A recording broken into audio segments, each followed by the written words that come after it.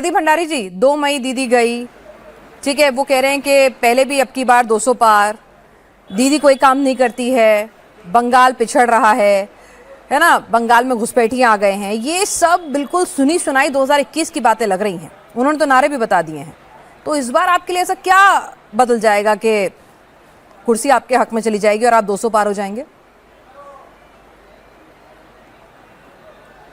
पिनाश जी, इस बार तृणमूल कांग्रेस की गुंडागर्दी नहीं चल रही है, तृणमूल कांग्रेस का भय नहीं चल रहा है। और इस बार की चुनाव तृणमूल कांग्रेस के खिलाफ पश्चिम बंगाल की मां, पश्चिम बंगाल की माटी, पश्चिम बंगाल की वानुष लड़ रहा है। और मैं आपको सीधा उदाहरण दूंगा, असली गुंडा कौन है। कल ही सीआरपीएफ के ऊपर गोली चलाने का काम तृणमूल कांग्रेस के गुंडे ने किया। याद करिए फेज 1 की पोलिंग, जहां एक भी तृणमूल कांग्रेस के गुंडा किसी को मार नहीं पाया, तब जाके सिर्फ 30 इंसिडेंट्स हुए, जो एक समय में 2021 में 700 से ज्यादा हुआ करते थे। 90% से ज्यादा पोलिंग हुई है। बंगाल के अंदर जब भी पोलिंग ज्यादा होती है हमेशा वो तस्वीरें भी हम दिखा रहे हैं ताकि आपको भी बता दें कि बंगाल की राजनीति रक्त रंजित है। अभी हमें स्वयं प्रकाश पुरोहित जी कह रहे थे कि आप नहीं दिखाते हैं, हमारे नेता पर जब हमला होता है तो स्वयं प्रकाश भी, आप भी देख लीजिए, प्रदीप भंडारी जी आप भी देख लीजिए, हिंसा दोनों तरफ से हो रही है और हम बतौर मीडिया दोनों तरफ की तस्वीरें आपके सामने रख रहे हैं। जी, अपनी बात पूरी करें। कितने इनके ऊपर में चार्जशीटें हैं? अरे रुकिए ना, उन्होंने आपको चुपचाप से सुना, अब आप भी सुनिए। पिनाश जी 100 और ये तस्वीरें आप देखिए स्वयं प्रकाश पुरोहित जी, ऐसा नहीं है कि हमला सिर्फ आप ही के नेता पे हो रहा है। रुकिए ना स्वयं प्रकाश पुरोहित जी, प्रदीप भंडारी जी ने बहुत ही ग्रेसफुली आपके तमाम आरोपों को, तमाम सवालों को सुना और तस्वीरें आपने जो कहा मैंने तुरंत दिखाई है। प्रदीप भंडारी जी ने जो कहा वो भी दिखाऊंगी ना। ठीक है प्रदीप जी, नहीं टिप्पणी आएगा ना सेकंड राउंड। ऐसे वो टिप्पणी देने लगते हैं आपकी हर बात पे तो दिक्कत हो जाती मुझे।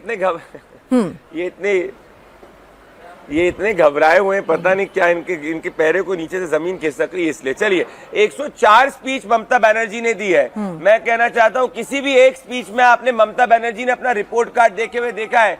एक स्पीच में अपना रिपोर्ट कार्ड नहीं दिया है, क्योंकि उनको पता है कि इस बार चुनाव में उनके पास रिपोर्ट कार्ड देने को कुछ नहीं है। उनका रिपोर्ट कार्ड है पार्क स्ट्रीट के अंदर कैसे रेपिस्टों के साथ खड़ी रही। उनका रिपोर्ट कार्ड है आरजी कार के अंदर वो विक्टिम के साथ नहीं खड़ी हुई, परंतु वो एक्यूज के साथ खड़ी हुई। उनका रिपोर्ट कार्ड है कस्बा के अंदर तृणमूल कांग्रेस का गुंडा एक 24 साल की बंगाल की बेटी का रेप करता है। इनका रिपोर्ट कार्ड है कि ममता बनर्जी कहती है कि रात के 8 बजे के बाद पश्चिम बंगाल में महिलाएं घर के बाहर ना निकले, वरना टीएमसी के गुंडे उनपे हमला कर देंगे। तो ये चुनाव बीजेपी नहीं, तृणमूल कांग्रेस के खिलाफ पश्चिम बंगाल का युवा लड़ रहा है, जिस 40 लाख से ज्यादा युवा जिसको रोजगार इन्होंने नहीं दिया। तो आप 4 मई का इंतजार करिए। बात रही पिछले चुनाव में पश्चिम बंगाल के इतिहास में 5 साल में जितनी भारतीय जनता पार्टी ग्रो हुई, 10% से 38% तक, 5 सिंगल डिजिट सीट से 77 सीट तक कोई पार्टी नहीं ग्रो हुई। अब तो हमें 4% वोट बनाना है। इनका घमंड भी चूर चूर होगा। मैं भी बैठा हूं, आप भी बैठी है, ये भी बैठे, 4 मई को इंतजार करें। चलिए बस 4 मई का इंतजार है, उससे पहले दावे पूरे हैं। गार्गी नंदी रॉय,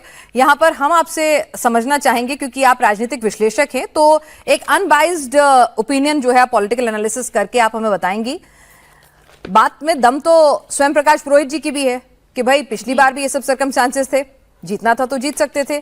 प्रदीप भंडारी कह रहे हैं पिछली बार आधी लड़ाई जीत ली थी, चमत्कार हुआ था 3 से 77 का, और अब तो थोड़ी लड़ाई लड़नी है, मतलब 77 से 148 ले जाना है, दुगना करना है। तो चमत्कार हो चुका है और अब की बार तो बस थोड़ी और मेहनत करनी है, हो जाएगा। जी, आपका राजनीतिक विश्लेषण क्या कहता है? पिनाज जी नमस्कार। मैं चमत्कार की बात नहीं बोलूंगी, मैं 4 फैक्टर्स बोलूंगी व्हाई एडवांटेज बीजेपी, ये मैं बात करूंगी।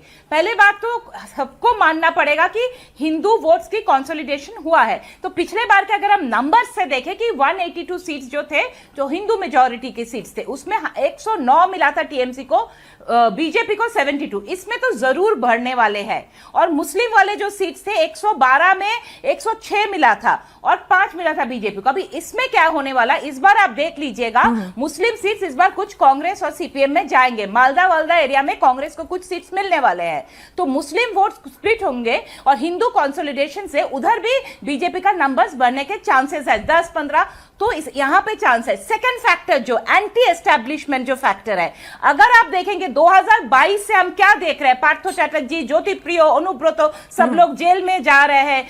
26,000 लोगों की नौकरी गई है। तो ये जो गवर्नमेंट सर्वेंट्स है उनको डीए नहीं मिल रहा है, लोगों के पास नौकरी नहीं है, तो एक एंटी एस्टैब्लिशमेंट एक गुस्सा है। तो ठीक क्या है। एंटी एस्टैब्लिशमेंट सारे वोट बीजेपी में जाएंगे? शायद नहीं, कुछ टीएमसी में जाएंगे कुछ, लेकिन एक मेजॉरिटी जाएंगे।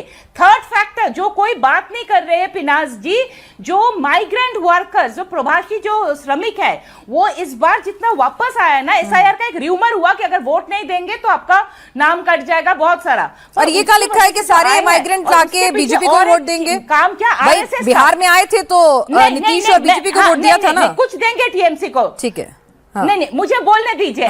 नहीं बोलने दीजिए। पिछले एक साल से आरएसएस ने बीजेपी चालित राज्यों में जो माइक्रो मैनेजमेंट किया, वो पता नहीं लोगों को कि कैसे जो बंगाली वर्कर्स है उनके साथ कैसे संपर्क बनाया गया है।